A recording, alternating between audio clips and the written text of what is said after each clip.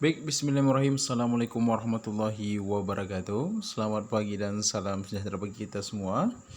Semoga menjadi generasi terbaik di masa yang akan datang. Oke, baik.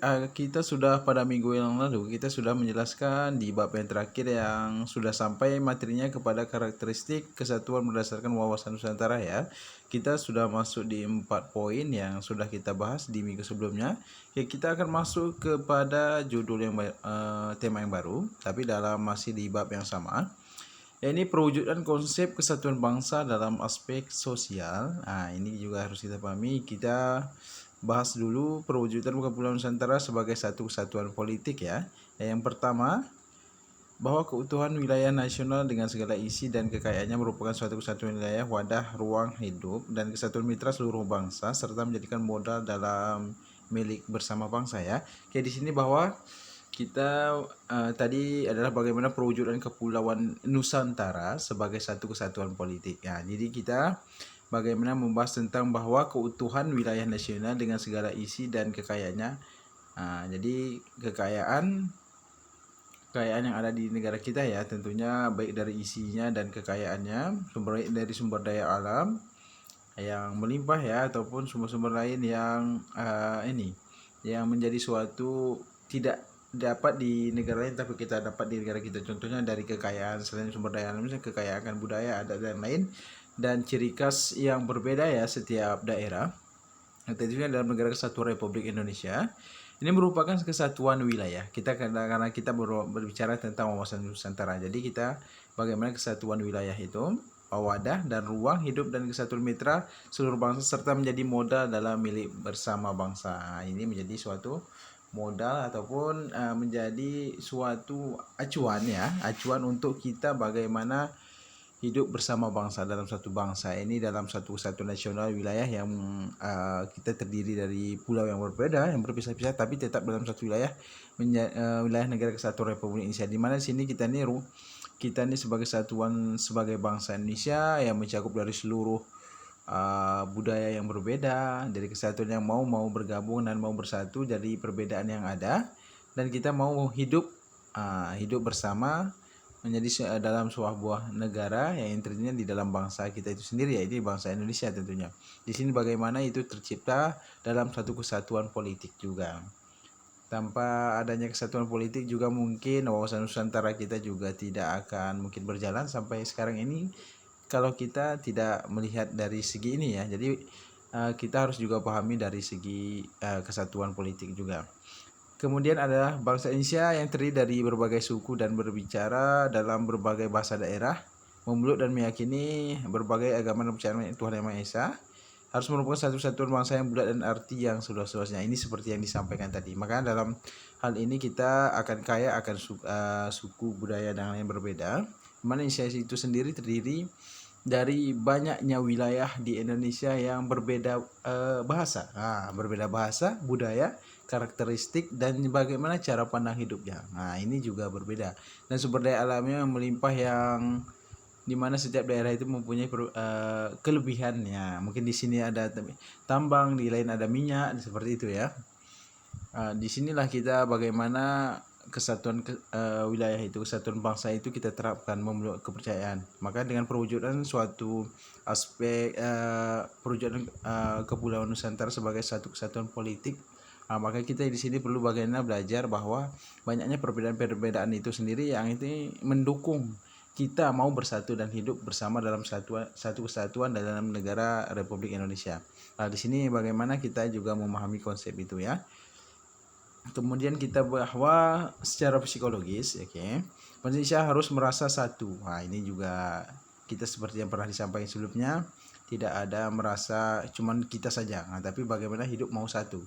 Merasa satu, berarti satu dari beberapa perbedaan kita ini semuanya merasa satu dalam sebagai bangsa Indonesia, senasib, sepenanggungan, sebangsa dan setanah air, serta mempunyai satu tekad dalam mencapai cita-cita bangsa ini. Sama-sama kita mempunyai tujuan dan negara kita sendiri, bagaimana kita membangun untuk mencapai cita-cita bangsa kita sendiri, untuk membangun kebersamaan, bukan untuk kepentingan pribadi ataupun kelompok ataupun wilayah tertentu, tapi bagaimana kita sama-sama dalam membangun bangsa kita itu sendiri, karena kita merasa sepenanggungan, sebangsa, setanah air, dan hidup dalam sebuah negara yang sama. Nah, di sini bagaimana kita bersatu dan mau bergabung dengan yang lain. Nah, jadi sini juga harus kita pahami betul bahwa kita sebagai bangsa Indonesia harus merasa kalau misalkan sakit satu, maka semuanya merasakan sakit juga. Seperti itu. Maksudnya sama-sama merasai dan sama-sama saling menolong, membantu satu apabila terjadi musibah. Contohnya di Jawa, maka yang wilayah lain juga membantu. Karena kita merasa kita ini ada semua itu saudara. Ini satu negara. Nah, juga selanjutnya kita juga berbicara tentang bahwa Pancasila itu satu-satunya falsafah. Nah, ini yang merupakan yang banyak terjadi perbedaannya karena mungkin tidak sesuai dengan apa yang ini.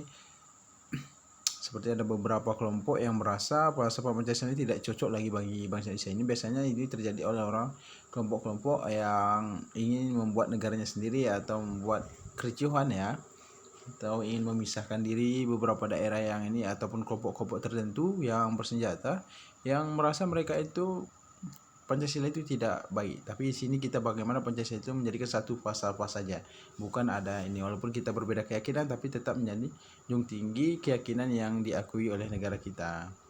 Kemudian serta ideologi bangsa dan negara itu yang melandasi, membimbing dan mengarahkan bangsa menuju tujuannya. Nah, ini kita sudah tahu ya dalam Undang-Undang 1945 di alinea keempat ada tujuan negara yang sudah menjadi ini. Jadi ini menjadi tujuan cita-cita bangsa kita. Tentunya bukan untuk negara saja, tapi untuk seluruh bangsa Indonesia untuk bagaimana bisa mencapai tujuan tersebut.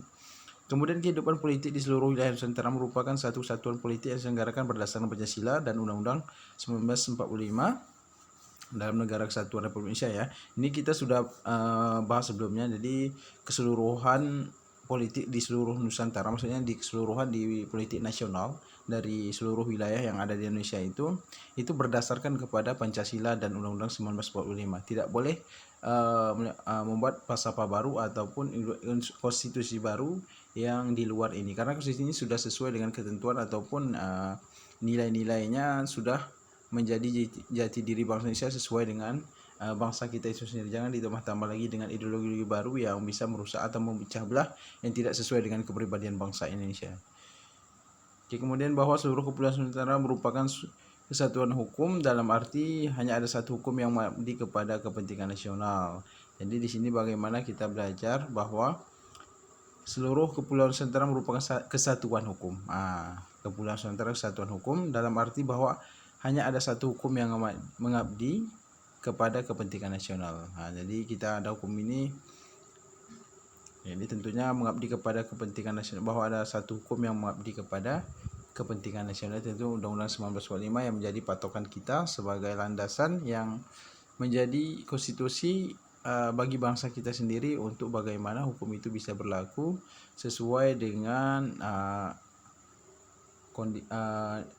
negara kepulauan kita ya, karena itu menjadi suatu falsafah bangsa tujuan negara kita sesuai dengan bagaimana pelaksanaan semua di bawah itu berdasarkan Undang-Undang 1945. Sebagai negara hukum, kita ini semuanya adalah sebuah negara yang banyak peraturan yang tentunya arahnya yang paling utama itu adalah berpatokan kepada Undang-Undang 1945. Kemudian bangsa Indonesia hidup berdampingan dengan bangsa lain, yakni ikut menciptakan ketertiban dunia berdasarkan kemerdekaan, perdamaian abadi, keadilan sosial melalui politik luar negeri, bebas aktif, serta diabadikan untuk kepentingan nasional. Ini kemarin kita sudah pelajari ada beberapa politik luar negeri Indonesia ya.